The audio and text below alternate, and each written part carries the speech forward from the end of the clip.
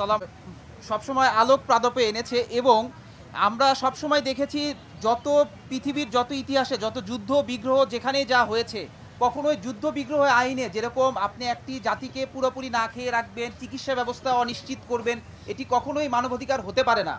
আজকে গাজাতে যে মানবাধিকার লঙ্ঘন হচ্ছে এবং সেখানে ক্ষুধামন্দা এবং চিকিৎসার অভাবে হাজার হাজার নারী পুরুষ শিশু যারা দৈনিক ন্যূনতম যে খাদ্য অধিকার বা যেই পুষ্টির চাহিদা নিশ্চিত করতে পারছে না সেটির বিপরীতে দাঁড়িয়ে মানবাধিকার কর্মীরা আজকে সুমুদ ফ্লোটিলার যাত্রা করেছে গাজার উদ্দেশ্যে, কিন্তু সেখানে আগ্রাসনবাদী ইসরায়েল বাহিনী আমাদের সেই মানবাধিকার কর্মীদের সকল জাহাজ এবং যেই আমাদের খাদ্য রসদ যা ছিল সকল কিছুকে তারা ইন্টারসেপ্ট করে ফেলেছে।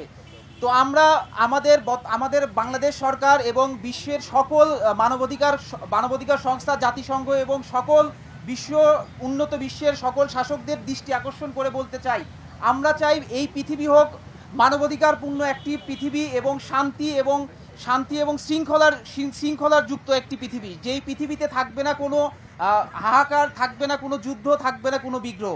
ধন্যবাদ সবাইকে। বলবো না, আমি জাস্ট একটা জিনিসই বলতে যাচ্ছি, বাংলাদেশ সরকারের প্রতি আহ্বান জানাচ্ছি। শহীদুল আলম এই মুহূর্তে ফ্লোটিলায় অবস্থান নিচ্ছেন। আপনারা জানেন 40টার মতো শিপ ইসরায়েল ইন্টারসেপ্টেড করতে পারলেও এখন আমাদের শহীদুল আলমের শিপটা সহ আরো 9টা শিপ এখনো ওই সমুদ্রে আছে, তারা গাজার উদ্দেশ্যে যাচ্ছে। কিন্তু তাদের যে ইন্টারসেপ্টেডটা আরো কিছুদিন পরে হতে পারে বা আগামীকাল হতে পারে। তাই আমরা গ্রেটা থুনবার্গ সহ পাকিস্তানের সিনেটর মুশতাককে যেভাবে অ্যারেস্ট করা হয়েছে, আমরা আশঙ্কা করছি আমাদের শহীদুল আলম ভাইকেও আগামীকাল বা আজকের রাত্রে তাকে অ্যারেস্ট করতে পারে ইসরায়েলি দখলদারীরা। তাই আমরা বাংলাদেশ সরকারের প্রতি আহ্বান জানাচ্ছি, ইন্টারিম সরকারের কাছে আহ্বান জানাচ্ছি, আমাদের শহীদুল আলম বাংলাদেশের নাগরিক, তার সুরক্ষার জন্য সর্বোচ্চ ব্যবস্থা নেওয়ার জন্য এবং তার প্রতি সমর্থন জানিয়ে পাবলিক স্টেটমেন্ট দেওয়ার জন্য আমরা বাংলাদেশের বর্তমান সরকারের কাছে আহ্বান জানাচ্ছি এবং তার সুরক্ষার জন্য যত ধরনের ব্যবস্থা নেওয়া যায় সব ধরনের ব্যবস্থা নেওয়ার জন্য আমরা আহ্বান জানাচ্ছি, কারণ তিনি একজন বাংলাদেশের নাগরিক। আমরা ফ্লোটিলার জয়যাত্রা কামনা করছি। ধন্যবাদ। আপনারা জানেন এখন পর্যন্ত ফিলিস্তিনে অনেক সাংবাদিকরা শহীদ হয়েছে, তো সাংবাদিকদের প্রতি সংহতি জানিয়ে প্লাবন আমিন ভাইকে একটু বক্তব্য রাখার অনুরোধ করছি।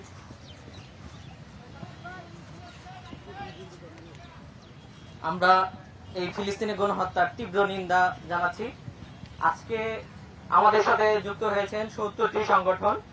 ঢাকায় জাতীয় পার্লামেন্টের সামনে থেকে আমরা বন্দী মানবাধিকার কর্মীদের মুক্তি দাবি করছি এবং বাংলাদেশ থেকে একমাত্র আলোকচিত্রী শহীদুল আলম এখন ফ্লোটিলায়, আমরা জানি না অদূর ভবিষ্যতে তার কি হবে, হয়তোবা সেও আটক হতে পারে।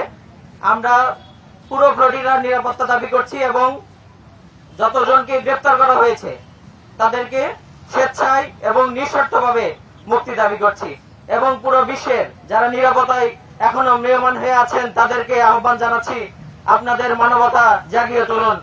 এই ঢেউ যদি আপনারা সামলাতে না পারেন এটা আমাদের সবাইকে গ্রাস করবে। আপনারা প্রস্তুত থাকুন। শুধু আজকে ফিলিস্তিন ভুগছে ব্যাপারটা এরকম না।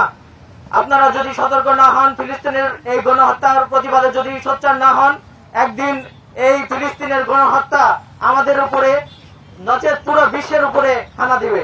তো সবাইকে আমরা আহ্বান জানাবো ফিলিস্তিন গণহত্যার প্রতিবাদ করতে এবং তাদেরকে ইসরায়েলের একটি মারমুখী জবাব দেওয়ার জন্য আমি যাদেরকে পরাশক্তি দেশগুলো আছে তাদেরকে সমর্থন জানানোর জন্য বলবো। সবাইকে ধন্যবাদ।